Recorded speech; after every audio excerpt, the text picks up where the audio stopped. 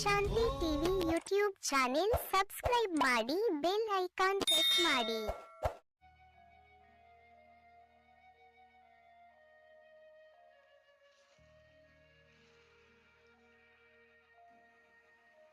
ಓಂ ಶಾಂತಿ. ನಾವೆಲ್ಲ ಆತ್ಮರು ಭ್ರೂ ಮಧ್ಯದಲ್ಲಿ ಸ್ಮೃತಿ ಸ್ವರೂಪರಾಗುತ್ತಾ ನಾವೆಲ್ಲ ಆತ್ಮರ ತಂದೆ ಪರಂಪಿತ ಶಿವ ತಂದೆಯನ್ನ ಪರಮಧಾಮದಲ್ಲಿ ಸ್ಮರಿಸಿಕೊಂಡು ಪ್ರಜಾಪಿತ ಬ್ರಹ್ಮ ತಂದೆ ಜಗದಂಬಾ ಸರಸ್ವತಿ ಮಮ್ಮ ತಾಯಿಯವರನ್ನ ಸೂಕ್ಷ್ಮವತನದಲ್ಲಿ ಸ್ಮೃತಿ ಮಾಡಿಕೊಂಡು ಯಜ್ಞದ ಎಲ್ಲ ಆದಿರತ್ನರನ್ನ,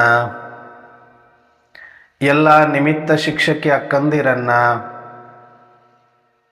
ಸಮಸ್ತ ಈಶ್ವರಿಯ ಪರಿವಾರವನ್ನು ಸೂಕ್ಷ್ಮವಾಗಿ ಸ್ಮರಿಸಿಕೊಂಡು ಪ್ರತಿದಿನದಂತೆ ಈ ದಿನವೂ ಸಹ ಈ ಒಂದು ಮುರಳಿ ಚಿಂತನೆಯಲ್ಲಿ ಭಾಗವಹಿಸಿರುವ ನನ್ನೆಲ್ಲ ಸಹೋದರ ಆತ್ಮರಿಗೆ ಆತ್ಮೀಯವಾದ ಸ್ವಾಗತ, ಸುಸ್ವಾಗತ. ಈ ದಿನ ಶಿವತಂದೆ ಮುರಳಿಯಲ್ಲಿ ಅನೇಕ ಮಹಾವಾಕ್ಯಗಳನ್ನು ಕೊಟ್ಟಿದ್ದಾರೆ. ಅದರಲ್ಲೂ ವಿಶೇಷವಾಗಿ ಸ್ಲೋಗನ್ ಇದೆ. ಆ ಸ್ಲೋಗನ್ ಕುರಿತಾಗಿ ಸಂಕ್ಷಿಪ್ತವಾದ ಚಿಂತನೆಯನ್ನು ಮಾಡೋಣ. ಈ ದಿನದ ಸ್ಲೋಗನ್ ಇದೆ, ಪವಿತ್ರತೆಯ ಧಾರಣೆ ಅಥವಾ ಧರ್ಮವನ್ನು ಜೀವನದಲ್ಲಿ ತರುವವರು ಮಹಾನ್ ಆತ್ಮರಾಗಿದ್ದಾರೆ. ಯಾರನ್ನ ಜಗತ್ತಿನಲ್ಲಿ ಮಹಾನ್ ಆತ್ಮರಂತ ಇಲ್ಲಿಯ ತನಕ ಪೂಜಿಸಿಕೊಂಡು ಬಂದಿದ್ದಾರೆ ಅಂತಂದ್ರೆ, ಯಾರು ಪವಿತ್ರತೆಯನ್ನು ಧಾರಣೆ ಮಾಡಿಕೊಂಡಿದ್ದಾರೋ ಅಥವಾ ಧರ್ಮವನ್ನು ಜೀವನದಲ್ಲಿ ಅಳವಡಿಸಿಕೊಂಡಿದ್ದಾರೋ ಅವರನ್ನು ಮಾತ್ರ ಅನ್ನೋದು ಇಲ್ಲಿ ಶಿವತಂದೆ ಹೇಳುತ್ತಿದ್ದಾರೆ. ಧರ್ಮವಂತರನ್ನ ಮಾತ್ರ ಈ ಜಗತ್ತು ಸ್ವೀಕಾರ ಮಾಡಿದೆ. ಧರ್ಮವಂತರಿಗೆ ಮಾತ್ರ ಸ್ಥಾನಮಾನಗಳನ್ನು ಕೊಟ್ಟಿದೆ. ಧರ್ಮವಂತರಿಗೆ ಮಾತ್ರ ಜಾತ್ರಾ ಉತ್ಸವ ಪೂಜಾ ಮಂದಿರಗಳನ್ನು ಕಟ್ಟಿದೆ. ಅದಕ್ಕೆ ಧರ್ಮವಂತರಾದರೆ ಅವರು ಮಹಾನ್ ಆತ್ಮರು ಅಂತ ಹೇಳಿದ್ದಾರೆ. ಪವಿತ್ರತೆ ಅಥವಾ ಧರ್ಮ ಅಂತ ಹೇಳಿದ್ದಾರೆ. ಇಲ್ಲಿ ಎರಡನ್ನೂ ಕೂಡ ಬಹಳ ಚಂದ ಮೆನ್ಷನ್ ಮಾಡಿದ್ದಾರೆ ಶಿವತಂದೆ. ಪರಮಾತ್ಮ ಬಹಳ ಸೂಕ್ಷ್ಮವಾದಂಥ ವಿಚಾರಗಳನ್ನು ಸೂಕ್ಷ್ಮವಾಗಿಯೇ ನಮಗೆ ಅರ್ಥ ಮಾಡಿಸ್ತಾರೆ. ಪವಿತ್ರತೆ ಅಥವಾ ಧರ್ಮ ಅಂತಂದ್ರೆ ಪ್ಯೂರಿಟಿ, ನಥಿಂಗ್ ಬಟ್ ರಿಲಿಜನ್. ಅಂದ್ರೆ ಧರ್ಮ ಅಂದ್ರೇ ಪವಿತ್ರತೆ ಅನ್ನೋದೇ ಹೇಳಿರೋದಿಲ್ಲ. ಹಾಗಾದ್ರೆ ಯಾವುದು ನಮ್ಮ ಧರ್ಮ, ಯಾವುದು ನಮ್ಮ ಪವಿತ್ರತೆ? ಈಗ ಎರಡಕ್ಕೂ ಒಂದು ಕ್ಲಾರಿಟಿ ಸಿಕ್ಕಾಯ್ತಲ್ಲ ನಮಗೆ. ಪವಿತ್ರತೆ ಬೇರೆ ಅಲ್ಲ, ಧರ್ಮ ಬೇರೆ ಅಲ್ಲ. ನಾವಿಲ್ಲಿ ತನಕ ಪವಿತ್ರರಾಗಿ ಯೋಗಿಗಳಾಗಿ ಅಂತ ಇದ್ವಿ. ಈಗ ಧರ್ಮವಂತರಾಗಿ ಯೋಗಿಗಳಾಗಿ. ಧರ್ಮಿಷ್ಠರ ಯೋಗಿಗಳಾಗಲಿಕ್ಕೆ ಸಾಧ್ಯ, ಅಧರ್ಮಿಗಳು ಹೆಂಗೆ ಯೋಗ ಮಾಡಲಿಕ್ಕೆ ಸಾಧ್ಯ? ಯೋಗಿಗಳಾಗಲಿಕ್ಕೆ ಸಾಧ್ಯ.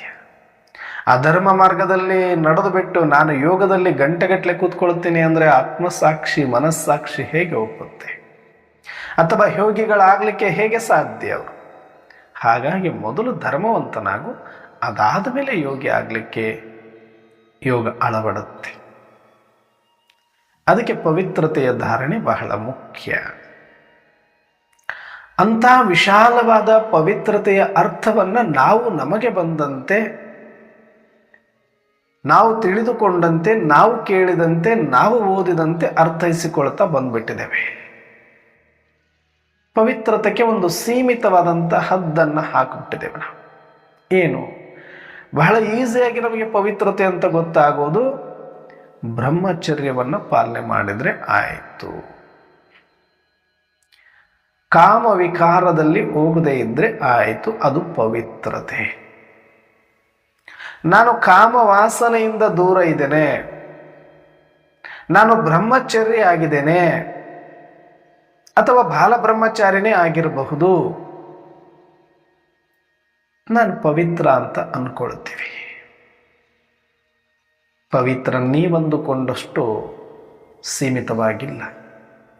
ಪವಿತ್ರತೆ ಅಂತಂದರೆ, ಧರ್ಮ ಅಂತಂದರೆ ಅದು ಅಸೀಮವಾಗಿರುವಂಥದ್ದು, ಅನಂತವಾಗಿರುವಂಥದ್ದು.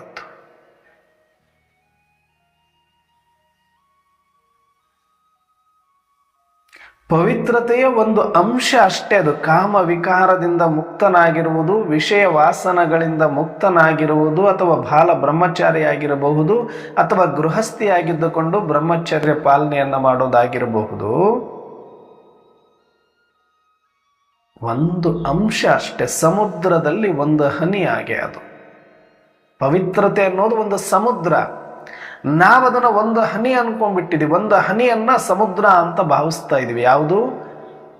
ದೇಹಾಕರ್ಷಣೆಯಿಂದ ಮುಕ್ತವಾಗಿರೋದು, ಕಾಮ ವಿಕಾರದಲ್ಲಿ ಹೋಗದೇ ಇರೋದು, ಬ್ರಹ್ಮಚರ್ಯವನ್ನು ಪಾಲಿಸುವುದು, ಇದು ಪವಿತ್ರತೆ.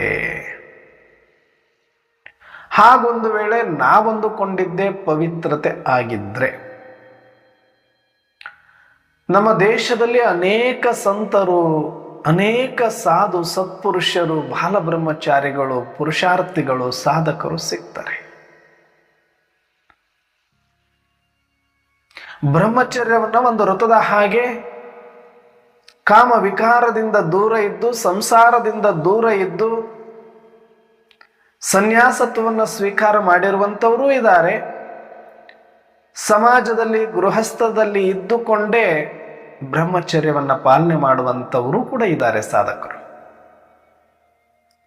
ಹಾಗಿದ್ದ ಮಾತ್ರಕ್ಕೆ ಅವರು ಪವಿತ್ರರ ಅಂದರೆ ಖಂಡಿತವಾಗಿ ತಪ್ಪಾಗತ್ತೆ. ಪವಿತ್ರತೆಯ ಅರ್ಥ ಬಹಳ ವಿಶಾಲವಾಗಿರುವಂಥ ಅರ್ಥ ಇದೆ.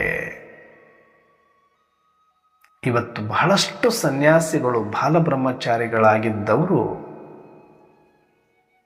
ತಮೋಪ್ರಧಾನ ವಾತಾವರಣ, ತಮೋಪ್ರಧಾನ ಸಮಯದಲ್ಲಿ ಬರೀ ಬ್ರಹ್ಮಚರ್ಯವನ್ನು ಪಾಲನೆ ಮಾಡಿಬಿಟ್ಟು ನಾನು ಪವಿತ್ರ ಆಗ್ಬಿಡ್ತೀನಿ, ನಾನು ಧರ್ಮವಂತ ಆಗ್ಬಿಟ್ಟಿದ್ದೀನಿ ಅಂತ ಹೇಳ್ಕೊಳಕ್ಕಾಗ್ತಾ ಇಲ್ಲ. ಆ ಬ್ರಹ್ಮಚರ್ಯದ ಪಾಲನೆ, ಕಾಮ ವಿಕಾರದಿಂದ ಮುಕ್ತ ಆಗುವುದು, ಸನ್ಯಾಸ ಜೀವನಕ್ಕೆ, ವೈರಾಗ್ಯ ಜೀವನಕ್ಕೆ, ಪುರುಷಾರ್ಥಿ ಜೀವನಕ್ಕೆ, ಸಾಧಕ ಜೀವನಕ್ಕೆ, ಯೋಗ ಜೀವನಕ್ಕೆ ಅದು ಒಂದು ಮೆಟ್ಟಿಲಾಗಿ ಭದ್ರ ಬುನಾದಿ ಆಗಬಹುದು. ಆದರೆ ಇಡೀ ಸಾಧನೆಯ ಅರಮನೆ ತುಂಬ ಇದೆ. ಹಾಗಿದ್ರೆ ಇವತ್ತು ಬಾಲಬ್ರಹ್ಮಚಾರಿಗಳಾಗಿದ್ದವರಾಗಿರ್ಬೋದು, ಅಥವಾ ಸನ್ಯಾಸ ತಗೊಂಡಿರೋರಾಗಿರ್ಬೋದು, ಸಂಸಾರ ವಾಸನೆಯಿಂದ ದೂರ ಇರೋರಾಗಿರ್ಬೋದು, ಅವರು ಸಂಪೂರ್ಣ ಪವಿತ್ರರು ಅಂದ್ರೆ ಹೆಂಗಿರಬೇಕು ಅಂದ್ರೆ ಸದಾ ಶಾಂತ ಚಿತ್, ಸದಾ ನಿರ್ವಿಕಾರಿ, ಸದಾ ನಿರಹಂಕಾರಿ, ಸದಾ ಕ್ರೋಧ ಮುಕ್ತ, ಸದಾ ಲೋಭ ಮುಕ್ತ, ಸದಾ ದ್ವಂದ್ವಾತೀತ, ಸದಾ ನಿಶ್ಚಿಂತ, ಸದಾ ನಿರ್ಭಯ, ಸದಾ ನಿಜಾನಂದ. ಇದು ಸಂಪೂರ್ಣ ಪವಿತ್ರ ಆಗಿರುವಂಥ ಮಹಾತ್ಮನ ಲಕ್ಷಣ. ಬ್ರಹ್ಮಚರ್ಯವನ್ನ ಪಾಲನೆ ಮಾಡಿಲ್ವಾ? ಮಾಡಿದ್ದಾರೆ. ಕಾಮವಿಕಾರದಿಂದ ದೂರ ಇಲ್ವಾ? ಇದ್ದಾರೆ. ಸಂಸಾರದಿಂದ ದೂರ ಇದ್ದಾರೆ. ಆದರೆ ಕ್ರೋಧ ಮಾಡ್ತಾ ಇಲ್ವಾ? ಸಿಕ್ಕಾಪಟ್ಟೆ. ಕೋಪ ಮಾಡ್ಕೊಳ್ತಾ ಇಲ್ವಾ? ಸಿಕ್ಕಾಪಟ್ಟೆ. ಬೈದಾಡ್ಕೊಳ್ತಾ ಇಲ್ವಾ? ಸಿಕ್ಕಾಪಟ್ಟೆ. ಒಬ್ಬರ ಮೇಲೆ ಒಬ್ಬರು ಆರೋಪ ಮಾಡ್ತಾ ಇಲ್ವಾ? ಸಿಕ್ಕಾಪಟ್ಟೆ. ಲೋಭಿತನ ಇಲ್ವಾ? ಸಿಕ್ಕಾಪಟ್ಟೆ. ನಾನು ನಂದು ಅನ್ನುವ ದೇಹಾಭಿಮಾನ ಇಲ್ವಾ?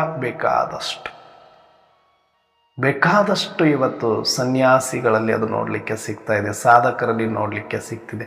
ಹಾಗಂದ ಮಾತ್ರಕ್ಕೆ ಎಲ್ಲ ಸನ್ಯಾಸಿಗಳು ಹಾಗಿದ್ದಾರೆ ಅಂತಲ್ಲ. 90% ಸನ್ಯಾಸಿಗಳು ಸಂಪೂರ್ಣ ಪವಿತ್ರತೆಯನ್ನು ಅಳವಡಿಸಿಕೊಳ್ಳುವುದರಲ್ಲಿ ವಿಫಲ ಆಗಿದ್ದಾರೆ ಅನ್ನೋದೇ ಇವತ್ತಿನ ಸತ್ಯ. 1000ಕ್ಕೂ ಒಬ್ಬರು ಅಂತ ಮಹಾತ್ಮರು ಸಿಕ್ಕಿರೋದು ನಮ್ಮ ನಾಡಿನಲ್ಲಿ, ದೇಶದಲ್ಲಿ. ಹಾಗಾಗಿ ಇವತ್ತು ನಾವು ತಿಳ್ಕೊಳ್ಳೋಣ, ಸಂಪೂರ್ಣ ಪವಿತ್ರತೆಯ ಧಾರಣೆ ಅಥವಾ ಧರ್ಮವನ್ನು ಜೀವನದಲ್ಲಿ ತರುವುದು ಅಂದರೆ ಏನು ಪವಿತ್ರತೆ ಅಂದರೆ ಧರ್ಮ ಅಂತಲೇ ತಿಳ್ಕೊಂಡ್ಬಿಡಿ ಅದರ ಶಬ್ದದ ಅರ್ಥ. ಹಾಗಿದ್ರೆ ನಾನು ಮಹಾತ್ಮ ಆಗಬೇಕು ಅಂತಂದ್ರೆ ನನ್ನ ಧರ್ಮ ಏನು? ಯಾವುದು ನನಗೆ ಧರ್ಮ? ಪರಮಾತ್ಮ ಕೊಟ್ಟಿರುವ ಶ್ರೀಮತವೇ ನನಗೆ ಧರ್ಮ. ಯಾಕಂದ್ರೆ ಪರಮಾತ್ಮ ಬಂದಿರೋದೇ ಧರ್ಮ ಮಾರ್ಗವನ್ನು ತೋರಿಸಿಕೊಡೋದಕ್ಕೆ, ನನ್ನನ್ನು ಧರ್ಮಿಷ್ಠನನ್ನಾಗಿ ಮಾಡುವುದಕ್ಕೆ, ನನ್ನನ್ನು ಪವಿತ್ರಗೊಳಿಸುವುದಕ್ಕೆ, ನನ್ನನ್ನು ಮಹಾತ್ಮ ದೇವಾತ್ಮನನ್ನಾಗಿ ಮಾಡಲಿಕ್ಕೆ. ಹಾಗಿದ್ರೆ ನಾನು ಧರ್ಮವಂತ ಹೌದೋ ಅಲ್ವೋ ಚೆಕ್ ಮಾಡ್ಕೊಳ್ಬೇಕಲ್ಲ. ನಾನು ಶ್ರೀಮತದಲ್ಲಿ ಇದೀನೋ ಇಲ್ವೋ ಚೆಕ್ ಮಾಡ್ಕೊಳ್ಬೇಕಲ್ಲ. ನಾನು ಮಹಾತ್ಮ ಆಗಲಿಕ್ಕೆ ಯೋಗ್ಯ ಆಗ್ತಾ ಇದ್ದೀನಾ ಇಲ್ವಾ ನನಗೆ ಗೊತ್ತಾಗಬೇಕಲ್ಲ. ಮೆಜರ್ಮೆಂಟ್ ಚೆಕ್ ಮಾಡಬೇಕಲ್ಲ. BP ಎಷ್ಟಿದೆ ಚೆಕ್ ಮಾಡ್ತದ, ಶುಗರ್ ಎಷ್ಟಿದೆ ಚೆಕ್ ಮಾಡ್ತಾ ಇದ್ದೀವಿ, ಜ್ವರ ಎಷ್ಟಿದೆ ಚೆಕ್ ಮಾಡ್ತಾ ಇದ್ದೀವಿ, ಕೋಲ್ಡ್ ಎಷ್ಟಿದೆ ವಾತಾವರಣದಲ್ಲಿ ಚೆಕ್ ಮಾಡ್ತಾ ಇದ್ದೀವಿ.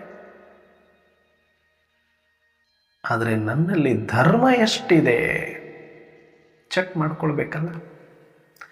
ಯಾರು ಪ್ರತಿನಿತ್ಯ ಶಾರೀರಿಕವಾಗಿ BP ಚೆಕ್ ಮಾಡ್ಕೊಳ್ತೀವಿ, ಶುಗರನ್ನು ಚೆಕ್ ಮಾಡ್ಕೊಳ್ತೀವಿ, ಹಸಿವನ್ನು ಚೆಕ್ ಮಾಡ್ಕೊಳ್ತೀವಿ, ಬ್ಯಾಂಕ್ ಬ್ಯಾಲೆನ್ಸನ್ನು ಚೆಕ್ ಮಾಡ್ಕೊಳ್ತೀವಿ,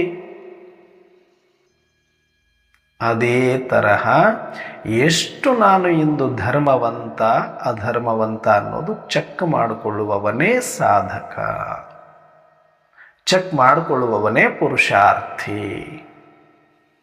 ಚೆಕ್ ಮಾಡಿಕೊಂಡು ಚೇಂಜ್ ಮಾಡಿಕೊಂಡು ಚೆಕ್ ಮಾಡಿಕೊಂಡು ಚೇಂಜ್ ಮಾಡಿಕೊಂಡು ಮುನ್ನಡೆಯುವವನೇ ಒಂದು ದಿನ ಮಹಾತ್ಮ. ನಮಗೆ ಚೆಕ್ ಮಾಡ್ಕೊಳ್ಳೋದೇ ಗೊತ್ತಿಲ್ಲ, ಹೇಗೆ ಮಹಾತ್ಮನಾಗ್ತೀವಿ? ಮೆಜರ್ಮೆಂಟ್ ಮಾಡಲಿಕ್ಕೆ ಒಂದು ಮಾಪನ ಬೇಕಲ್ಲ ನಮಗೆ. ಈಗ ಎಣ್ಣೆಯನ್ನು ಅಳಿಬೇಕು ಅಂದ್ರೆ ಲೀಟರ್ ಮಾಪನಗಳಿರುತ್ತೆ, ಸಕ್ಕರೆ ಅಳಿಬೇಕು ಅಂದ್ರೆ ಕೆಜಿ ಗಟ್ಟಲೆ ಕಲ್ಲುಗಳಿರುತ್ತೆ, BP ಅಳಿಬೇಕು ಅಂದ್ರೆ ಅದಕ್ಕೊಂದು ಮಾಪನ ಇರುತ್ತೆ, ಶುಗರ್ ಚೆಕ್ ಮಾಡಲಿಕ್ಕೆ ಒಂದು ಮಾಪನ ಇದೆ. ಹೇಗೋ ನಮ್ಮ ಧರ್ಮ ಎಷ್ಟಿದೆ ನಮ್ಮೊಳಗಡೆ ಅಂತ ಅಳಿಯುವ ಮಾಪನ ಯಾವುದು ಅಂದ್ರೆ ಪರಮಾತ್ಮ ಕೊಟ್ಟಿರುವ ಶ್ರೀಮತ್, ಅದೇ ನಮಗೆ ಮಾಪ. ಭಗವಂತ ಕೊಟ್ಟಿರುವ ಜ್ಞಾನ ಮುರಳಿಯಲ್ಲಿ ತಿಳಿಸಿರುವ ಶ್ರೀಮತ ಧರ್ಮ ಮಾರ್ಗ ಯಾವುದಿದೆಯೋ ಅದೇ ಮಾಪನ. ಹೆಂಗಣ್ಣವ್ರೆ ಚೆಕ್ ಮಾಡ್ಕೊಳ್ಳೋದು? ಪ್ರತಿನಿತ್ಯ ಬೆಳಿಗ್ಗೆ ಎದ್ದಾಗ ಒಂದು ಸಲ ಚೆಕ್ ಮಾಡ್ಕೊಳ್ಳಿ, ರಾತ್ರಿ ಮಲಗುವಾಗ ಒಂದು ಸಲ ಚೆಕ್ ಮಾಡ್ಕೊಳ್ಳಿ. ಇವತ್ತು ನೋಡಿ ಒಬ್ಬರು ಪೇಷಂಟ್ ಇದ್ದಾರೆ ಅಂತಂದ್ರೆ, ನಮ್ಮ ಮನೇಲಿ ಯಾರೋ ವಯಸ್ಸಾಗಿರೋರು ಇದ್ದಾರೆ ಅಂದ್ರೆ ಬೆಳಗ್ಗೆ ಎದ್ದ ತಕ್ಷಣ ಅವ್ರದ್ದು BP ಶುಗರ್ ಚೆಕ್ ಮಾಡ್ತೇವೆ, ಮತ್ತೆ ರಾತ್ರಿ ಚೆಕ್ ಮಾಡ್ತೇವೆ ಸ್ಟೇಬಲ್ ಆಗಿದ್ದಾರಾ ಇಲ್ವಾ ಅಂತ. ECG ಚೆಕ್ ಮಾಡ್ತೇವೆ, ಹಾರ್ಟ್ ಬೀಟ್ ಸ್ಟೇಬಲ್ ಆಗಿದೆಯಾ ಇಲ್ಲ ಅಂತ. ಬಾಡಿ ಕಂಡೀಷನ್ ಚೆಕ್ ಮಾಡ್ಕೊಳ್ತೀವಿ. ಅದೇ ಥರ ನಮ್ಮ ಸೋಲ್ ಸ್ಟೇಟಸ್, ಸೆಲ್ಫ್ ಸ್ಟೇಟಸ್ ಚೆಕ್ ಮಾಡಿಕೊಳ್ಳೋದೇ ಧರ್ಮದ ಅಳತೆ. ಹಾಗಿದ್ರೆ ನಾನು ಎಷ್ಟು ಧರ್ಮವಂತ ಅಂದರೆ ಏನು ಶ್ರೀಮತ ಕೊಟ್ಟಿದ್ದಾರೆ ನಮಗೆ ಮೊದಲು ಇದು ಗೊತ್ತಿರಬೇಕು. ಏನು ಶ್ರೀಮತ? ನೀವು ಅನ್ಕೊಂಡದ್ದು ಯಾವುದು ಶ್ರೀಮತ ಅದು ಆಮೇಲೆ, ಅದು 1% ಅಷ್ಟೇ. ಹೆಂಗೆ ಪವಿತ್ರತೆ ಅಂತಂದ್ರೆ ಬ್ರಹ್ಮಚರ್ಯ ಪಾಲಿಸೋದು ಅಥವಾ ವಿಷಯ ವಾಸನದಿಂದ ಮುಕ್ತ ಆಗಿರೋದು ಅಂತ ಅನ್ಕೊಂಡು ಬಿಟ್ಟಿದ್ವೋ, ಹಾಗೆ ಶ್ರೀಮತ ಅಂದ ತಕ್ಷಣ ನಾವಂದುಕೊಂಡಿರೋದೆಲ್ಲ ಸಮುದ್ರದಲ್ಲಿ ಒಂದು ಹನಿಯಷ್ಟು ಅಷ್ಟೇ. ಅದು ಸ್ಥೂಲವಾದ ಯಾವುದೆಲ್ಲ ಆಚರಣೆಗಳು ನಾವು ಮಾಡ್ತಾ ಇದ್ದೀವಿ ಅದು ಯಾವುದು? ಮೊಟ್ಟ ಮೊದಲ ಬ್ರಹ್ಮಕುಮಾರ ಆಗಿ ನಾನು ಈ ಪುರುಷಾರ್ಥ ಮಾರ್ಗದಲ್ಲಿ ನಡೀತಾ ಇದ್ದೀನಿ ಅಂದರೆ ನಾವು ಅನ್ಕೊಂಡಿರೋ ಶ್ರೀಮತ ಏನು ಅಂದರೆ ಬೆಳಗ್ಗೆ ಎದ್ದ ತಕ್ಷಣನೇ ಅಮೃತ ವೇಳೆಯಲ್ಲಿ ಎದ್ದಿದನ ಇಲ್ವ ಅಲ್ಲಿಂದ ಆರಂಭ ಆಗತ್ತೆ. ನಮಗೆ 3:30ಕ್ಕೆ ನಾವು ಎದ್ದಿರಬೇಕು. ಇದು ಮೊದಲನೇ ಶ್ರೀಮತ, ಸ್ಥೂಲ ಶ್ರೀಮತ. ನಾವು ಅಂದುಕೊಂಡಿರೋದು ಶ್ರೀಮತ ಅಂದರೆ ಇಷ್ಟಲ್ವಾ ಅಣ್ಣವ್ರೆ. 3:30ಕ್ಕೆ ಎದ್ದು ಫ್ರೆಶ್ ಅಪ್ ಆಗಿಬಿಟ್ಟು ನಾವು ಯೋಗದಲ್ಲಿ ಕೂತ್ಕೊಂಡು 1 ಗಂಟೆ ತಪಸ್ಸನ್ನು ಮಾಡುವುದು, ಬ್ರಾಹ್ಮಿ ಮುಹೂರ್ತದಲ್ಲಿ ತಪಸ್ಸನ್ನು ಮಾಡುವುದು. ಅದಾದ ನಂತರ ಒಂದಷ್ಟು ಮೌನವನ್ನು ಅಳವಡಿಸಿಕೊಳ್ಳೋದು. ಅದಾದ ಮೇಲೆ ಪ್ರತಿದಿನ ಪರಮಾತ್ಮ ಕೊಟ್ಟಿರುವ ಆ ದಿನದ ಮುರಳಿ ಚಿಂತನೆಯನ್ನ ಕೇಳುವುದು, ಮುರಳಿ ಜ್ಞಾನವನ್ನ ಕೇಳುವುದು. ಇದು ಎರಡನೇ ಶ್ರೀಮತ. ಮತ್ತೆ ನಾನು ಸಾತ್ವಿಕ ಭೋಜನವನ್ನ ಸ್ವೀಕಾರ ಮಾಡುವುದು. ಸ್ವೀಕಾರ ಮಾಡುವಾಗ ಪರಮಾತ್ಮ ಶಿವತಂದೆಯ ಸ್ಮೃತಿಯಲ್ಲಿ ಸ್ವೀಕಾರ ಮಾಡುವುದು. ಇಡೀ ದಿನ ಪರಮಾತ್ಮನ ನೆನಪಲ್ಲೇ ನಾನು ಇರುವುದು. ಸಾಯಂಕಾಲ ನುಮಾಶ್ಯಾಮ ಯೋಗವನ್ನ ಮಾಡುವುದು. ರಾತ್ರಿ ಮತ್ತೆ ಸ್ವಲ್ಪ ತಪಸ್ಸನ್ನ ಮಾಡುವುದು. ರಾತ್ರಿ ಮಲಗುವಾಗ ಬಾಬಾರವರಿಗೆ ಗುಡ್ ನೈಟ್ ಹೇಳುವಾಗ ಇಡೀ ದಿನದ ದಿನಚರಿಯನ್ನ ಒಪ್ಪಿಸುವುದು. ಎಷ್ಟು ನಾನು ಶ್ರೀಮತವನ್ನು ಅಳವಡಿಸಿಕೊಂಡೆ, ಎಷ್ಟು ಅಳವಡಿಸಿಕೊಂಡೆ. ಇಷ್ಟು ನಾವು ಬೆಳಗ್ಗೆ ಎದ್ದಾಗಿನಿಂದ ರಾತ್ರಿ ಒಂದು 5-6 ಪಾಯಿಂಟ್ ನಾವು ಮಾಡಿಬಿಟ್ರೆ ಟ್ರಾಫಿಕ್ ಕಂಟ್ರೋಲನ್ನು ಅಳವಡಿಸಿಕೊಳ್ಳೋದು ಸೇರಿದಂತೆ ಎಲ್ಲ ಒಂದು 5-6 ಪಾಯಿಂಟ್ಗಳಲ್ಲಿ ನಾವು ಪಾಸ್ ಅಂತ ಟಿಕ್ ಮಾರ್ಕ್ ಮಾಡಿಬಿಟ್ರೆ ನಾವೇನಂತೀವಿ, 100% ಇವತ್ತು ನನಗೆ ಮಾರ್ಕ್ಸ್. ಬೆಳಿಗ್ಗೆ ಅಮೃತ ವೇಳೆ tick, Murali class tick, traffic control okay, ನುಮಾಶ್ಯಾಮ ಯೋಗ ಓಕೆ, ಸಾತ್ವಿಕ ಭೋಜನ ಓಕೆ, ರಾತ್ರಿ ದಿನಚರಿ ಒಪ್ಪಿಸಿದ್ದೀನಿ, ಗುಡ್ ನೈಟ್ ಹೇಳಿದ್ದೀನಿ, ಮುಗೀತು. 7 ಪಾಯಿಂಟಲ್ಲಿ ಚೆಕ್ ಮಾಡಿಕೊಂಡು 100ಕ್ಕೆ 100 ಕೊಟ್ಟು ಬಿಡ್ತೀವಿ. ಇದು ಹೆಂಗೆ ಅಂದರೆ, ಒಂದು ಹನಿ ನೀರು ಕುಡಿದು ಸಮುದ್ರವನ್ನೇ ಕುಡ್ದೀನಿ ಅಂತ ಟಿಕ್ ಮಾಡ್ಕೊಂಡಂಗೆ ನಮಗ ನಾವು. ಮಾಯ ನಮ್ಮನ್ನು ಟಿಕ್ ಮಾಡುತ್ತೆ ನಾವು ಈ ರೀತಿ ಮಾಡಿದರೆ. ಇದು ನಿಜನೇ, ಇದು ಶ್ರೀಮತನೇ, ಇದು ಸ್ಥೂಲ ಶ್ರೀಮತ, ಸ್ಥೂಲ ಆಚರಣೆ, ಇದು ಸ್ಥೂಲ ಸಂಪ್ರದಾಯಗಳಿವು. ಒಬ್ಬ ಬ್ರಹ್ಮಕುಮಾರನಾಗಿ, ಒಬ್ಬ ಬ್ರಹ್ಮಕುಮಾರಿಯಾಗಿ ನಾನು ಗೃಹಸ್ಥಿನೇ ಆಗಿದ್ದರೂ ಕೂಡ, ಮನೆಯಲ್ಲೇ ಇದ್ದರೂ, ನಾನು ಏನೇ ಕಾರ್ಯ ವ್ಯವಹಾರ ಮಾಡ್ತಾ ಇದ್ರೂ ಜಗತ್ತಿನಲ್ಲಿರುವ ಎಲ್ಲ ಟೀಚರಿಂದ ಹಿಡಿದು ಪ್ರತಿಯೊಬ್ಬರಿಗೂ ಕೂಡ ಏಕೈಕ ಶ್ರೀಮತ, ಇದು ಎಲ್ಲರಿಗೂ ಅಪ್ಲಿಕೇಬಲ್. ಇದನ್ನು ಅಳವಡಿಕೆ ಮಾಡ್ಕೊಳ್ಬೇಕು, ಮಸ್ಟ್ ಅಂಡ್ ಶುಡ್. ಆದರೆ ಇದು ಸಂಪೂರ್ಣ ಪವಿತ್ರತೆ ಅಥವಾ ಸಂಪೂರ್ಣ ಧರ್ಮ ಅಥವಾ ಸಂಪೂರ್ಣ ಶ್ರೀಮತನ ಅಂದ್ರೆ ಖಂಡಿತ ಅಲ್ಲ, ಭಾಗಶಃ ಶ್ರೀಮತ, ಇದು 1%. ಮತ್ತೆ ನೆಕ್ಸ್ಟ್ ಏನನ್ನವ್ರೆ, ನೆಕ್ಸ್ಟ್ ಸೂಕ್ಷ್ಮ ಶ್ರೀಮತ.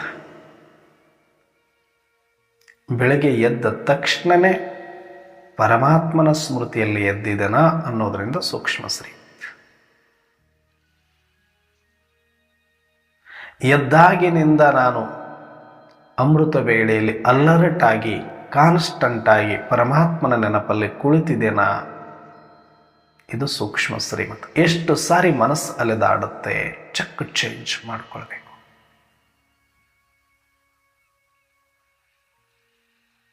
ಸ್ಥೂಲವಾಗಿ ಎದ್ದಿಲ್ವ, ಎದ್ದಿದ್ದೀರಿ. ಸ್ಥೂಲವಾಗಿ ಯೋಗದಲ್ಲಿ ಕುಳಿತಿದ್ರಿ, ಮುಗಿದೋಯ್ತಾ ಅಂದ್ರೆ ಇಲ್ಲ. ಮನಸ್ಸು ಎಲ್ಲಿದೆ, ಬುದ್ಧಿ ಎಲ್ಲಿದೆ? ಹೇಳಬೇಕಾದ್ರೆ ಶಿವಬಾಬರವರ ನೆನಪಲ್ಲಿ ಎದ್ದಿದ್ದೀವ. ಎದ್ದಿಲ್ಲ ಅಂದ್ರೆ ಅದಕ್ಕೆ ಕಾರಣ ಇರುತ್ತೆ. ನಿನ್ನೆ ಮಲಗುವಾಗ ಮಾಡುವ ಸಂಕಲ್ಪಗಳ ಒಟ್ಟಾರೆ ಸ್ವರೂಪವಿರುತ್ತೆ. ಅಲ್ಲಿ ತಪ್ಪಿದ್ರೆ ಇಲ್ಲಿ ತಪ್ಪುತ್ತೆ. ಅಲ್ಲಿಂದ ಆರಂಭಗೊಂಡು ಸ್ವೀಕಾರ ಮಾಡುವಾಗ ಭೋಜನವನ್ನು ನಾವು ಎಷ್ಟು ಪರಮಾತ್ಮನ ನೆನಪಲ್ಲಿ ಸ್ವೀಕಾರ ಮಾಡಿದ್ವಿ, ಎಷ್ಟು ಸಮಯ ಅದರಲ್ಲಿ ತಲ್ಲೀನ ಆಗಿದ್ವಿ, ಎಷ್ಟು ಮನಸ್ಸು ಅಲೆದಾಡಿದೆ ಅನ್ನೋದು ಲೆಕ್ಕ.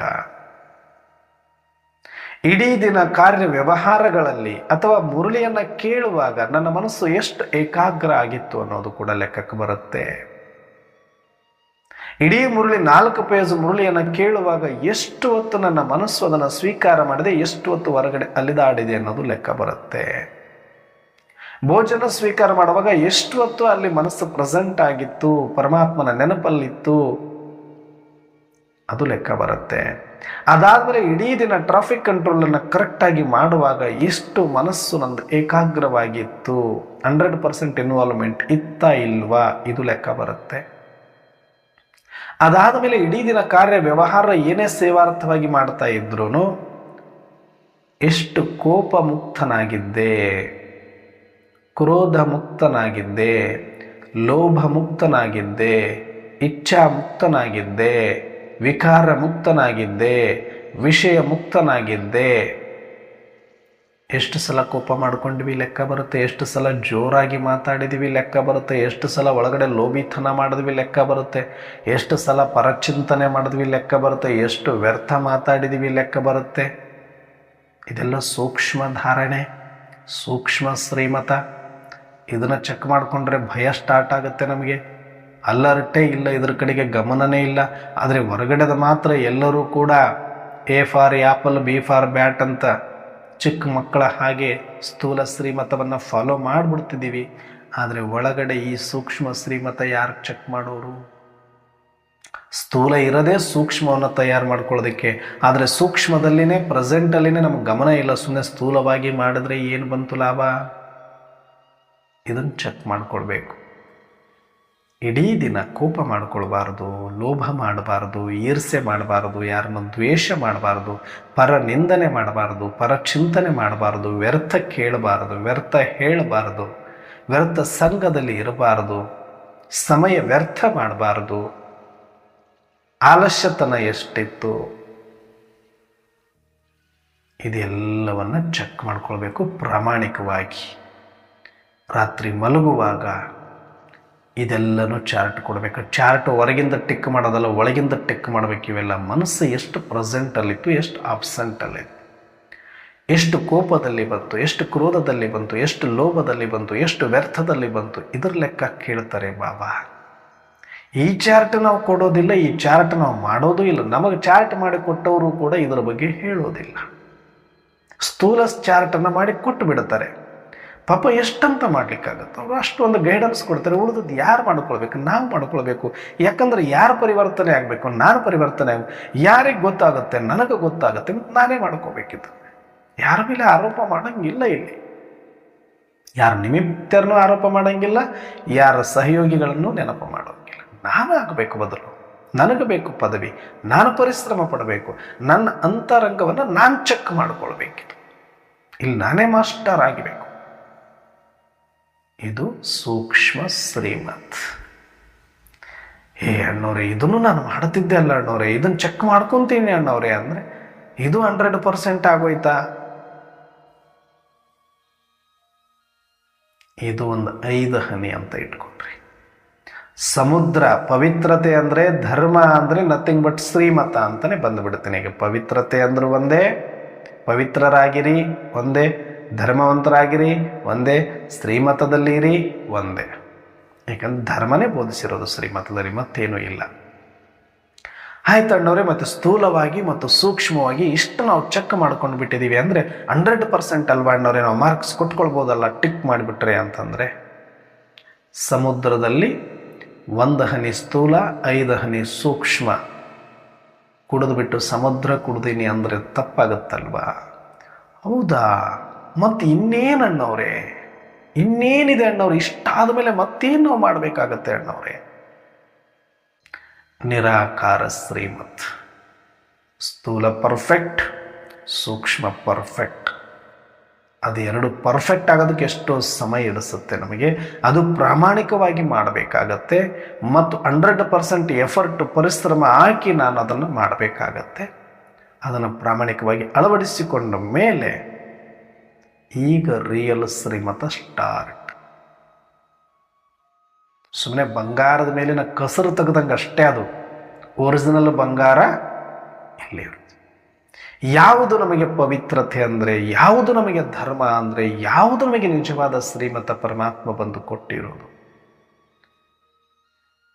ಇದು ಪಾತ್ರದಷ್ಟೇ ನಾವು ಇಲ್ಲಿ ತನಕ ಮಾಡಿದ್ದು. ಅದು ಯಾವುದು? ಅದು ಪರನೇ.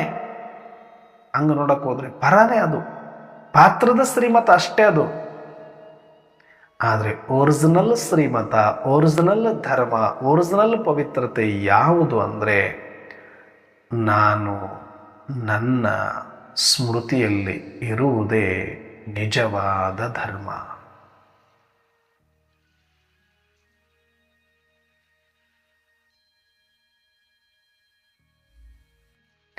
ಬೆಳಗ್ಗೆ ಎದ್ದಾಗ ನಾನು ಸ್ಮೃತಿ ಸ್ವರೂಪನಾಗಿ ಎದ್ದಿದ್ದೀನೋ ಇಲ್ಲೋ? ಯಾಕಂದರೆ ಇಡೀ ಜಗತ್ತಿನಲ್ಲಿ ಎದ್ದ ತಕ್ಷಣ ದೇವರನ್ನ ನೆನಪು ಮಾಡೋರ ಸಂಖ್ಯೆಗೇನು ಕಡಿಮೆ ಇಲ್ಲ. ಅದರಲ್ಲಿ ನಾನೊಬ್ಬ ಅಲ್ಲ. ನಾನು ಭಕ್ತ ಅಲ್ಲ, ಡೈರೆಕ್ಟ್ ಭಗವಂತ ಅಂತ ಶಿವ ಅಂತ ಎದ್ದು ಕೂತ್ಕೊಂಡ್ಬಿಟ್ರೆ, ಬಾಬಾ ಅಂತ ಎದ್ದು ಕೂತ್ಕೊಂಡ್ಬಿಟ್ರೆ ಮುಗಿಯಲ್ಲ. ನಂದು ಡೀಪ್ ಶ್ರೀಮತ ಇದೆ. ನಾನು ಜ್ಞಾನಿ ಆತ್ಮ ಇದ್ದೀನಿ, ತ್ರಿನೇತ್ರಿ ಇದ್ದೀನಿ, ತ್ರಿಕಾಲದರ್ಶಿ ಇದ್ದೀನಿ, ತ್ರಿಮೂರ್ತಿ ಇದ್ದೀನಿ, ದಿವ್ಯಾತ್ಮ ಇದ್ದೀನಿ ನಾನು. ಅಂದರೆ ನನ್ನ ಶ್ರೀಮತ ಎಲ್ಲಿಂದ ಆರಂಭ ಆಗಬೇಕು? ಅಷ್ಟು ಡೆಪ್ತಿಂದ, ಒಳಗಡೆಯಿಂದ ಆರಂಭ ಆಗಬೇಕು. ಭಕ್ತರು ಇವೆರಡನ್ನೂ ಮಾಡ್ತಾರೆ ಬೇಕಾದರೆ, ಬಟ್ ಈ ಮೂರನೇದ್ದು ನಾನು ಜ್ಞಾನಿ ಆತ್ಮ ಮಾತ್ರ ಮಾಡಲಿಕ್ಕೆ ಸಾಧ್ಯ. ಯಾಕಂದರೆ ನಾನು ಆತ್ಮನಿಗೆ ಸ್ಮೃತಿಯನ್ನು ಕೊಡಲಿಕ್ಕೇ ಸ್ವಯಂ ಪರಮಾತ್ಮ ನಾನು ಬಂದಿದ್ದೀನಿ ಮಕ್ಕಳೇ ಅಂತ ಹೇಳ್ತಾರೆ. ಇದು ಸ್ಮೃತಿ ವಿಸ್ಮೃತಿಯ ಆಟ ಆಗಿದೆ. ನಿಮಗೆ ಸ್ಮೃತಿಯನ್ನು ಕೊಟ್ಟು ಸ್ವಧರ್ಮದಲ್ಲಿ ಸ್ಥಿತ ಮಾಡಲಿಕ್ಕೆ ನಾನು ಬಂದಿದ್ದೀನಿ. ಇದು ನನ್ನ ನಿಜವಾದ ಧರ್ಮ. ಸ್ವಧರ್ಮದಲ್ಲಿ ಇರುವುದೇ ಪವಿತ್ರತೆ, ಸ್ವಧರ್ಮದಲ್ಲಿ ಇರುವುದೇ ಧರ್ಮ, ಸ್ವಧರ್ಮದಲ್ಲಿ ಇರುವುದೇ ನನಗೆ ಮೊಟ್ಟ ಮೊದಲ ಶ್ರೀಮತ. ಇಲ್ಲಿಂದ ಆರಂಭ ಆಗಬೇಕು. ಆ ಡೀಪ್ ನಿರಾಕಾರದಿಂದ ಆರಂಭ ಆಗಬೇಕು ನಂದು. ಅಷ್ಟು ಆಳದಿಂದ ಆರಂಭ ಆಗುತ್ತೆ ಶ್ರೀಮತ ನಂದು. ಅಲ್ಲಿ ಚೆಕ್ ಮಾಡ್ಕೊಳ್ಳಿ. ಎದ್ದ ತಕ್ಷಣ ಬಾಬರವ್ರ ನೆನಪಿತ್ತು, ಫೇಲ್. 5 ಪಾಯಿಂಟ್ ಅಷ್ಟೇ ಬಂತು. ಸೂಕ್ಷ್ಮವಾಗಿ ಬಾಬಾ ನೆನಪು ಮಾಡಿದ್ರೆ 5 ಪಾಯಿಂಟ್ ಬಂತು. ಭಕ್ತರು ಮಾಡ್ತಾರೆ. ಆದರೆ ಬಾಡಿ ಕಾನ್ಷಿಯಸ್ ಅಲ್ಲಿದ್ದೀನ, ಸೋಲ್ ಕಾನ್ಷಿಯಸ್ ಅಲ್ಲಿದ್ದೀನ ಅನ್ನೋದು ನಮಗೆ ಮುಖ್ಯ ಶ್ರೀಮತ. ಎದ್ದಾಗ ಮೊಟ್ಟ ಮೊದಲು ನನಗೆ ಸೋಲ್ ಕಾನ್ಷಿಯಸ್ ಇದ್ದು ಬಾಬರವ್ರು ನೆನಪಿರಬೇಕು. ನಾನು ಸೋಲ್ ಅಂತ ಎಚ್ಚರ ಆಗಬೇಕು, ನಾನೊಂದು ಜ್ಯೋತಿ ಅಂತ ಎಚ್ಚರ ಆಗಬೇಕು, ನಾನೊಂದು ಚೈತನ್ಯ ಅಂತ ಎಚ್ಚರ ಆಗಬೇಕು, ನಾನೊಂದು ಅವಿನಾಶಿ ಅಂತ ಸ್ಮೃತಿ ಬರಬೇಕು. ನನಗೆ ಫಸ್ಟ್ ಈ ಬಾಡಿ ಬರಬಾರ್ದು, ಈ ಸಂಸಾರ ಬರಬಾರ್ದು, ಈ ವ್ಯವಹಾರ ಬರಬಾರ್ದು, ಈ ಲಾಭ ನಷ್ಟ ಬರಬಾರ್ದು. ಒಳಗಡೆ ಮೈ ಏಕ್ ಆತ್ಮ ಹೂಂ, ಐ ಆಮ್ ಪೀಸ್ಫುಲ್ ಸೋಲ್. ಈ ಸ್ಮೃತಿಯಿಂದ ಆರಂಭ ಆಗುತ್ತೆ ನಮ್ಮ ಧರ್ಮ, ನಮ್ಮ ಶ್ರೀಮತ. ಇದು ಗೊತ್ತಿರಬೇಕು. ಎದ್ದ ತಕ್ಷಣನೇ ಈ ಡೆಡ್ ಬಾಡಿ ಥರನೇ ಇರಬೇಕಿದು. ಇದೊಂದು ದೊಡ್ಡ ಪ್ರಪಂಚ, ಅದರೊಳಗಡೆ ಒಂದು ಮನೆ, ಅದರೊಳಗಡೆ ನಾನೊಬ್ಬ ಹೇಗೆ ಕೂತಿದ್ದೀನಿ ಸಪ್ರೇಟ್ ಅಂತ ನನಗೆ ಎಷ್ಟು ಕ್ಲಿಯರ್ ಆಗಿ ಸ್ಮೃತಿ ಇದೆಯೋ ಹಾಗೆ ಇದು ಪಿಂಡಾಂಡವೇ ನನಗೊಂದು ಬ್ರಹ್ಮಾಂಡ. ಕೋಟ್ಯಾಂತರ ಮಿಲಿಯನ್ ಗಟ್ಲೆನೇ ಇಲ್ಲಿ ಜೀವಕೋಶಗಳಿದೆ. ಈ ಜೀವಕೋಶಗಳ, ಈ ಪಂಚತತ್ವಗಳ ಈ ಶರೀರ ಜಡವಾಗಿದೆ. ಇದರೊಳಗಡೆ ನಾನೊಂದು ಚೈತನ್ಯ ಕಣವಾಗಿದ್ದೇನೆ. ಲಕ್ಷಾಂತರ ಮಿಲಿಯನ್ ಜೀವಕೋಶಗಳ ಮಧ್ಯೆ ಒಂದು ಚೈತನ್ಯಾತ್ಮ ನಾನಿದ್ದೇನೆ ಅನ್ನುವಂಥ ಸ್ಮೃತಿ ನನಗಿರಬೇಕು. ಇದು ಜಡವಾಗಿ ಕಾಣಿಸ್ಬೇಕು. ಹೇಗೆ ಮನೆ ಜಡವಾಗಿ ಕಾಣಿಸುತ್ತೆ, ಹೇಗೆ ಪ್ರಪಂಚ ನನಗೆ ಜಡವಾಗಿ ತೋರ್ತದೆ, ನಾನು ಬೇರೆ ಚೈತನ್ಯ ಅಂತ ಅನ್ನಿಸ್ತದೆಯೋ ಹಾಗೆ ಈ ಪಿಂಡಾಂಡ, ಈ ಶರೀರದೊಳಗಡೆ ಇದು ಜಡವಾಗಿ ಕಾಣಿಸಿ ನಾನೊಂದು ಅವಿನಾಶಿ ಜ್ಯೋತಿಯ ಹಾಗೆ ನನಗೆ ಸ್ಮೃತಿ ಬರಬೇಕು. ಇಲ್ಲಿಂದ ಧರ್ಮ. ನನಗೆ ಸ್ವಸ್ಮೃತಿಯಲ್ಲಿ ಇರೋದು ಧರ್ಮ. ಎರಡನೇದು ಸ್ವರೂಪದಲ್ಲಿ ಇರೋದು ಧರ್ಮ. ಕ್ಲಿಯರ್ ಆಗಿರಬೇಕು ನನ್ನ ಸ್ವರೂಪ. Point of light, source of energy, ಅಖಂಡ ನಾನು, ಅನಂತ ನಾನು. ಅದರರ್ಥ ಎಲ್ಲ ಕಡೆ ಇದೇನಂತಲ್ಲ, ಅಷ್ಟು powerful soul. I am powerful ಸೋಲ್,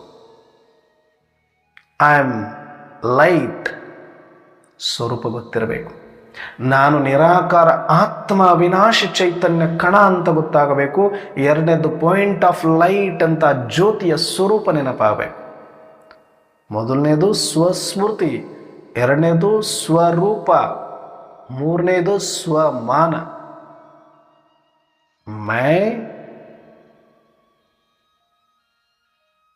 ಶಕ್ತಿಶಾಲಿ ಆತ್ಮ, ಸುಖ ಸ್ವರೂಪ ಆತ್ಮ, ಲವ್ ಸ್ವರೂಪ. ಸಪ್ತ ಗುಣಗಳ ಸ್ಮೃತಿ ಬರಬೇಕು ನನಗೆ. ಫ್ಲೇವರ್ ಬರಬೇಕು ನನಗೆ. ನನ್ನ ಹತ್ರ ಒಂದು ಗುಲಾಬಿ ಇದೆ, ನನ್ನ ಹತ್ರ ಒಂದು ಮಲ್ಲಿಗೆ ಇದೆ ಅಂದರೆ, ಸೇವಂತಿಗೆ ಇದೆ ಅಂದರೆ ಅದರ ಫ್ಲೇವರ್, ಅದರ ಸ್ಮೆಲ್ ಬರುತ್ತೆ ಬರಲ್ಲ? ಫ್ರೂಟ್ ಇಟ್ಟರೆ ಒಂದು ರೂಮಲ್ಲಿ ಆ ಫ್ರೂಟ್ ಸ್ಮೆಲ್ ಬರುತ್ತೆ. ನೀವು ಆ್ಯಪಲ್ ಇಟ್ಬಿಟ್ಟು ಆರೆಂಜ್ ಸ್ಮೆಲ್ ಕೇಳಿದ್ರೆ ಬರೋದಿಲ್ಲ. ಆರೆಂಜ್ ಇಟ್ಟು ಬನಾನಾ ಸ್ಮೆಲ್ ಬರಬೇಕು ಅಂದರೆ ಬರೋದಿಲ್ಲ. ಹಾಗೆ ನನ್ನ ಆತ್ಮ ಅಂದಾಗ ಅಲ್ಲಿ ಒಂದು ಫ್ಲೇವರ್, ಅಲ್ಲಿ ಒಂದು ಸ್ಮೆಲ್. ಯಾವುದಂದ್ರೆ ಸಪ್ತ ಗುಣಗಳ ಸ್ಮೆಲ್ ನನಗಾಗಬೇಕು, ಎಕ್ಸ್ಪೀರಿಯನ್ಸ್ ಆಗಬೇಕು. ಇದು ಸ್ವಮ. ನನ್ನ ಆತ್ಮ ಅನ್ನುವ ಸ್ಮೃತಿ, ನನ್ನ ಲೈಟ್ ಅನ್ನುವ ಸ್ವರೂಪ, ಸಪ್ತಗುಣಿ ಅನ್ನುವಂಥ ಸುಮಾನ, ಇದರಲ್ಲಿ ಸ್ವಸ್ಥಿತನಾಗಿರಬೇಕು ನಾನು. ಮತ್ತೆ ಸ್ಥಿತ ಅಂತಂದರೆ ಅದು ಅಲಗಾಡೋದಲ್ಲ, ಅದೇ ಅದು ಅಟಲ್ ಅಚಲ್ ಸ್ಥಿತ್, ಅದರಲ್ಲೇ ಅದು ಬಿಟ್ಟು ಬೇರೆ ಅಂತ ಅನ್ನಿಸ್ಲೇಬಾರದು ನನಗೆ. ಅದೇ ನಾನು.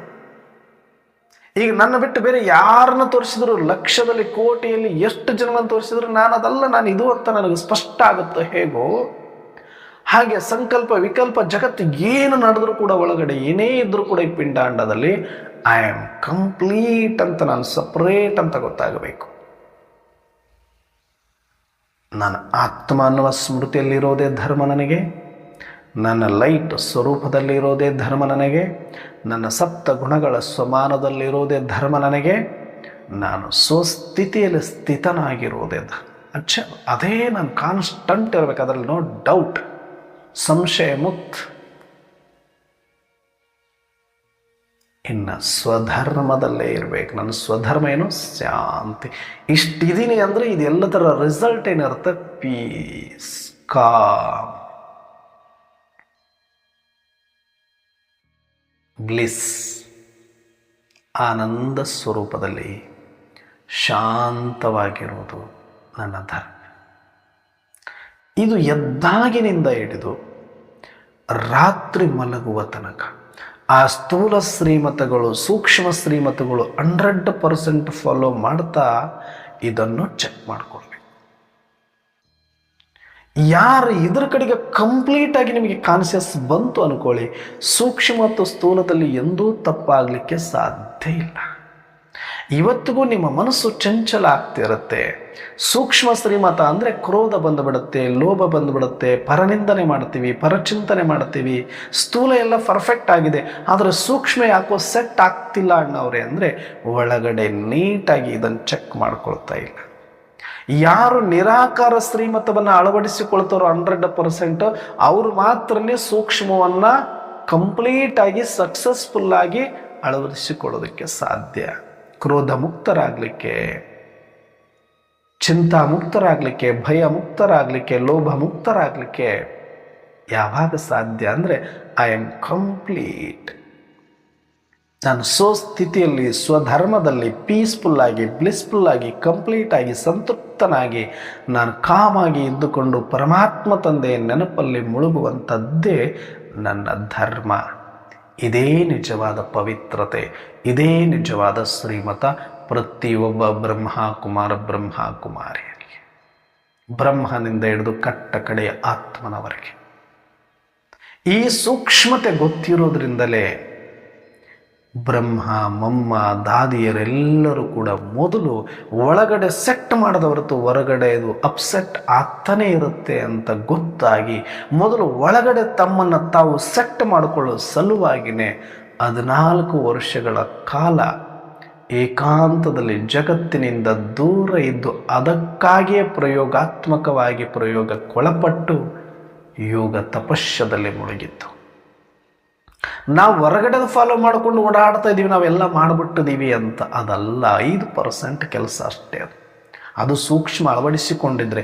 ಇಲ್ಲ ಬರೀ ಸ್ಥೂಲ ಕರ್ಮದಲ್ಲೇ ಇದ್ದೀವಿ, ನಾವು ಬರೀ ಸ್ಥೂಲ ಶ್ರೀಮತದಲ್ಲೇ ಇದ್ದೀವಿ ಅಂದರೆ ಎಷ್ಟೇ ಕರ್ಮಣ ಸೇವೆ ಮಾಡಿ, ಎಷ್ಟೇ ಧನ ಸೇವೆ ಮಾಡಿ, 1% ಅಷ್ಟೆ. ಜಗತ್ತಲ್ಲಿ ಇಷ್ಟೆಲ್ಲ ವಿಸ್ತಾರ ಆಗಿದೆ ಅಲ್ಲ ಅನ್ನೋರು ಅಂದರೆ 1% ಪ್ರಾಪ್ತಿ ಮಾಡ್ಕೊಂಡ್ಬಿಟ್ಟಿದ್ದಾರೆ ಎಲ್ಲರೂ. 1% ಪ್ರಾಪ್ತಿಯಲ್ಲೇ ಮುಳುಗೋಗ್ಬಿಟ್ಟಿದ್ದಾರೆ ಎಲ್ಲರೂ. ಯಾಕೆ ಅಂದರೆ ಇದನ್ನು ಮಾಡ್ಕೊಳ್ಬೇಕು ಒಳಗಡೆ ಅಂದ್ರೆ ಕೂಡ್ಬೇಕು. ಇದಕ್ಕೆ ಯಾರಿಗಿದೆ ತಾಳ್ಮೆ, ಯಾರಿಗಿದೆ ಆಸಕ್ತಿ? ಕೂಡಬೇಕು ಅಂದ್ರೆ ಆಗಲ್ಲ, ತಪಸ್ಸು ಅಂದ್ರೆ ಆಗಲ್ಲ, ಯೋಗ ಅಂದ್ರೆ ಆಗಲ್ಲ, ಸ್ಥಿತಿ ಅಂದ್ರೆ ಆಗಲ್ಲ. ಅಯ್ಯೋ ಕೂತ್ಕೊಂಡ್ಬಿಟ್ರೆ ಜಗತ್ತು ನನ್ನ ಮೇಲೆ ನಿಂತ್ಕೊಂಡ್ಬಿಟ್ಟಿದೆ ಅಣ್ಣವ್ರೆ, ನಾನೇ ಜಗತ್ತು ಉದ್ಧಾರ ಮಾಡಬೇಕು, ನಾನು ಕೂತ್ಕೊಂಡ್ಬಿಟ್ರೆ ಹೆಂಗೆ, ನಾನು ಕರ್ಮಯೋಗಿ ಅಂತ ಓಡೋದ್ರಲ್ಲಿ ಇದ್ದೀವಿ ಎಲ್ಲರೂ. ನೆಪ ಎಷ್ಟು ಚಂದ ಹೇಳ್ತೀವಿ, ಬಾಬನ ಜ್ಞಾನ ಬಾಬರವ್ರಿಗೆ ಹೇಳ್ಬಿಡ್ತೀವಿ. ಬಾಬಾ ಹೇಳಿದ್ದಾರೆ ನಮಗೆ ಕರ್ಮಯೋಗಿ ಆಗಿ ಅಂತ. ನಾವು ಒಂದು ಕಡೆ ಕೂತ್ಕೋಬಾರ್ದು ಯೋಗಿಗಳು. ಮತ್ತೆ ಬ್ರಹ್ಮ ಯಾಕೆ ಕೂತ್ಕೊಂಡ? ಮಮ್ಮರವ್ರು ಯಾಕೆ ಕೂತ್ಕೊಂಡ್ರು? ದಾದಿಯರನ್ನ ಯಾಕೆ ಕೂಡಿಸಿದ್ರು? ಸ್ವಯಂ ಪರಮಾತ್ಮನೇ ಬೀಗ ಹಾಕಿ ಕೂಡಿಸಿದ್ರಲ್ಲ, ಹೊರಗೆ ಬಿಡಲಿಲ್ಲ ಅವ್ರನ್ನ ತಪಸ್ವಿಗಳ ಆಗೋವರೆಗೂ ಕೂಡ.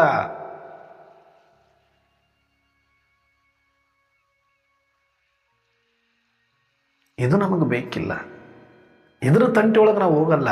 ಇದನ್ನು ಹೇಳೋದು ಇಲ್ಲ, ಇದನ್ನು ಕೇಳೋದು ಇಲ್ಲ ನಾವು. ಯಾಕೆ ಅಂದ್ರೆ ನಮಗಿದು ಬೇಡ. ಹೊರಗೆ ಮಸ್ತ್ ಇದೆ, ಎಲ್ಲ ಚೆನ್ನಾಗಿ ನಡೀತಾ ಇದೆ. ಪಾಂಪ್ಲೆಂಟ್ಸ್ ಹಂಚ್ತಾ ಇದ್ದೀವಿ, ಪ್ರದರ್ಶನ ಮಾಡ್ತಾ ಇದ್ದೀವಿ, ಬೇಕಾದಷ್ಟು ಜನ ಬರ್ತಾ ಇದ್ದಾರೆ, ಹೊಗಳ್ತಾ ಇದ್ದಾರೆ. ಸೆಂಟರ್ ಮೇಲೆ ಸೆಂಟರ್ ಕಟ್ತಾ ಇದ್ದೀವಿ, ಪರಿವಾರದ ಮೇಲೆ ಪರಿವಾರ ತುಂಬುತ್ತಾ ಇದ್ದೀವಿ, ಮೌಂಟ್ ಅಬುಗೆ ಹೋಗ್ತಾ ಇದ್ದೀವಿ, ಬರ್ತಾ ಇದ್ದೀವಿ, ಜಾತ್ರೆ ಉತ್ಸವ ಮಸ್ತ್ ನಡೀತಾ ಇದೆ.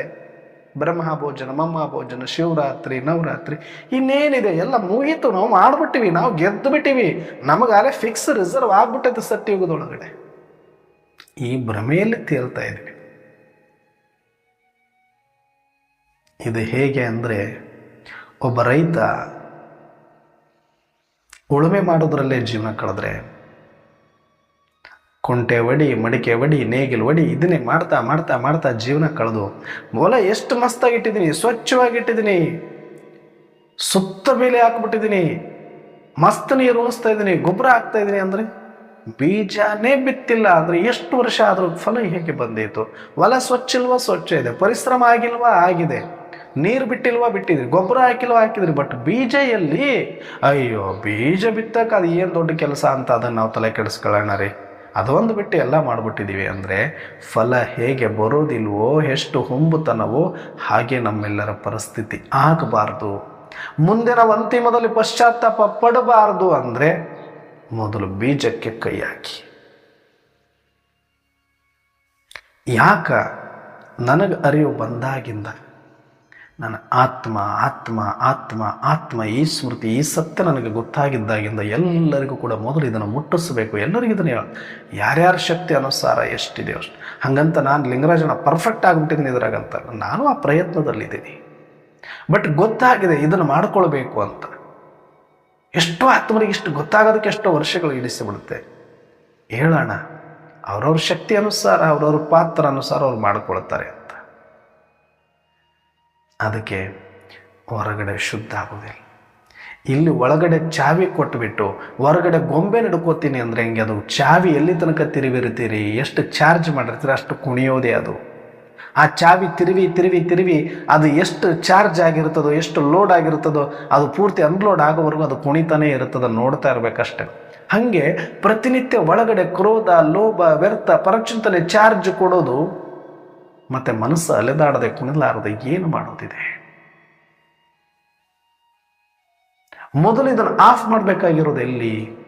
ಮೊಟ್ಟ ಮೊದಲು ನಾವು ಆತ್ಮಿಕ ಸ್ಮೃತಿಯಲ್ಲಿ ಬರೋದು, ಆತ್ಮದ ಸ್ವರೂಪದಲ್ಲಿ ಇರೋದು, ಆತ್ಮದ ಸ್ವಧರ್ಮದಲ್ಲಿ, ಆತ್ಮದ ಸ್ವಮಾನದಲ್ಲಿ, ಆತ್ಮದ ಸ್ವಸ್ಥಿತಿಯಲ್ಲಿ ಸ್ಥಿತನಾಗಬೇಕು. ಇಡೀ ದಿನ ಈ ಶ್ರೀಮತವನ್ನು ಚೆಕ್ ಮಾಡ್ಕೊಳ್ಳಿ. ಅವನ ಜೊತೆಗೆ ಅದು ಬಂದೇ ಬರುತ್ತೆ. ಸ್ಥೂಲ ಅಂತೂ ಮಸ್ಟ್ ಆ್ಯಂಡ್ ಶುಡ್, ಸೂಕ್ಷ್ಮ ಮಸ್ಟ್ ಆ್ಯಂಡ್ ಶುಡ್. ಆದರೆ ಸೂಕ್ಷ್ಮ ಸೆಟ್ ಆಗಬೇಕು, ಅಪ್ಸೆಟ್ ಆಗಲೇಬಾರ್ದು ಅಂದರೆ ಮೊದಲು ನಿರಾಕಾರಕ ಕೈ ಹಾಕಿ ಆತ್ಮಿಕ ಸ್ಮೃತಿಯಲ್ಲಿರಿ. ಆತ್ಮಿಕ ಸ್ಮೃತಿಯಲ್ಲಿದ್ದು ಪರಮಾತ್ಮನ ನೆನಪಲ್ಲಿ ಮುಳುಗಿ ಅದರ ಮಜ್ಜಾನೆ. अपने को आत्मा समझ मुझे बाप को याद करो ಅಂತ ಹೇಳಿದರೆ ಅದಕ್ಕೆ ನಾವು ಜ್ಞಾನಿಗಳು. ನಮಗೂ ಜಗತ್ತಿನ ಭಕ್ತರಿಗಿರುವ ವ್ಯತ್ಯಾಸ ಇಷ್ಟೇ, ಕೂದಲೆಳೆ ಅಂತರದಲ್ಲಿದೆ. ನಮಗಿಂತ ತುಂಬ ಚೆನ್ನಾಗಿ ಅವರು ಭಗವಂತ ನೆನಪು ಮಾಡ್ತಾರೆ, ತುಂಬ ಚೆನ್ನಾಗಿ ಡೆಡಿಕೇಟ್ ಆಗಿದ್ದಾರೆ, ತುಂಬ ಚೆನ್ನಾಗಿ ಮಹಿಮೆ ಮಾಡ್ತಾರೆ, ತುಂಬ ಚೆನ್ನಾಗಿ ಪೂಜಾ ವ್ರತ ಎಲ್ಲವನ್ನ ಮಾಡ್ತಾ ಇದ್ದಾರೆ ಅವರು. ಅದರ ವ್ಯತ್ಯಾಸ ಕೂದಲೆಳೆಯಷ್ಟು ಅಂತರ ಏನು? ನಾನು ಸ್ಮೃತಿ ಸ್ವರೂಪ ಆಗಿ ಶಿವನನ್ನು ನೆನಪು ಮಾಡ್ತೇನೆ, ಸ್ವಧರ್ಮದಲ್ಲಿದ್ದು ಶಿವನನ್ನು ನೆನಪು ಮಾಡ್ತೇನೆ, ಸ್ವಸ್ಥಿತಿಯಲ್ಲಿದ್ದು ಶಿವನನ್ನು ನೆನಪು ಮಾಡ್ತೇನೆ, ಸ್ವಭಾವದಲ್ಲಿದ್ದು ಶಿವನನ್ನು ನೆನಪು ಮಾಡೋದ್ರಿಂದ ನಾನು ಪ್ರಭಾವ ಮುಕ್ತ, ಚಂಚಲ್ ಮುಕ್ತ, ಅಚಲ್ ಅಟೂಟ್ ಆಗ್ತೀನಿ. ಆವಾಗ ನಾನು ಸಂಪೂರ್ಣ ಪವಿತ್ರ.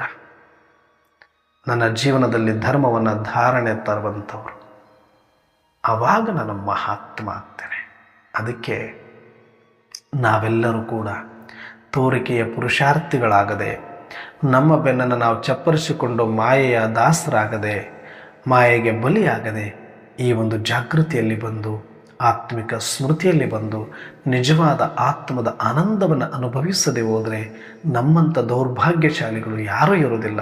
ಆ ಪದವಿ ಅಂಥದ್ದು ಪಡಿತೀವಿ, ಇನ್ನೊಂದು ಪಡಿತೀವಿ, ಮತ್ತೊಂದು ಪಡಿತೀವಿ, ಇದಾಗಬಾರ್ದು ಅದಾಗಬಾರ್ದು, ಅದಲ್ಲ. ನಾನೊಂದು ಆತ್ಮ ಆಗಿದ್ದುಕೊಂಡು ನನ್ನ ಆತ್ಮದ ಸುಖವನ್ನೇ ನಾನು ಅನುಭವ ಮಾಡಲಿಲ್ಲ, ಆತ್ಮದ ಆನಂದವನ್ನೇ ಅನುಭವ ಮಾಡಲಿಲ್ಲ.